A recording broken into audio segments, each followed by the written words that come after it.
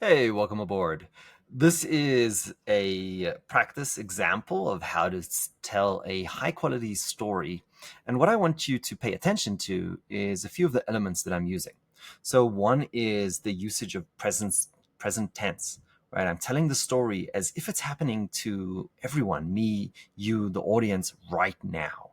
The reason behind this is to bring the audience into the story, have them feel the goosebumps with you.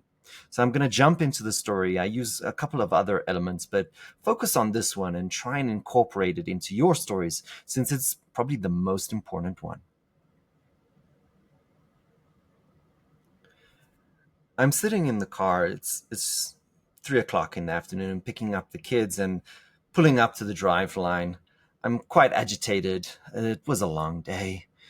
I urge the kids to, of course, they're not looking my way. Get in, get in, get in.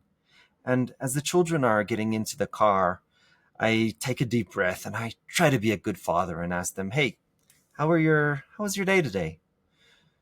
My son doesn't answer. I ask him, "Liam, how was your day today?" And I can see he's uncomfortable. Something is different. I try to figure it out, so not very tactfully, I push him. What happened? What happened? What happened? Finally, the truth comes out. He is being bullied at school.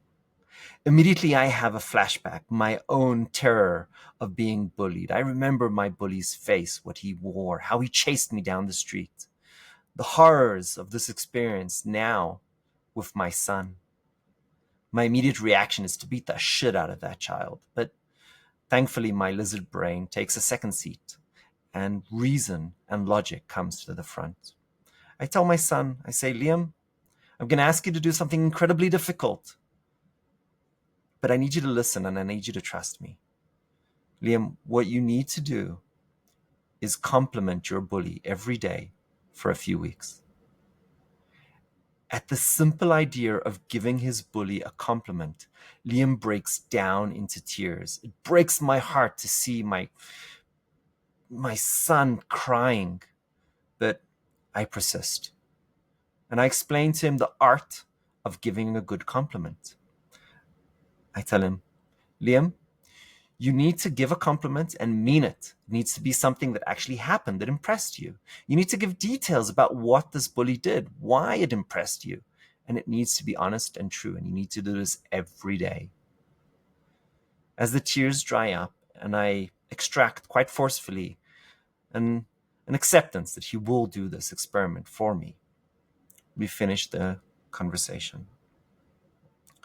Months later, again, just picking the kids up from school, I asked them, "Hey, how was your day?" My son Liam starts to talk through his day, and I can see an aggravated face on my daughter's face, Emma. I ask Emma, "Hey, Emma, what's wrong?" Liam answers. He says, "Well, she doesn't like that boy." Suddenly, my brain starts working. I asked him, "Liam, what's the name of that boy that you were talking about, the one that you played with today?" He says to me the name of the boy, and suddenly, in shock, I realize it's his bully. I can't quite believe it just yet, so I ask him, "Liam, is that is that the guy that bullied you?" Liam says yes.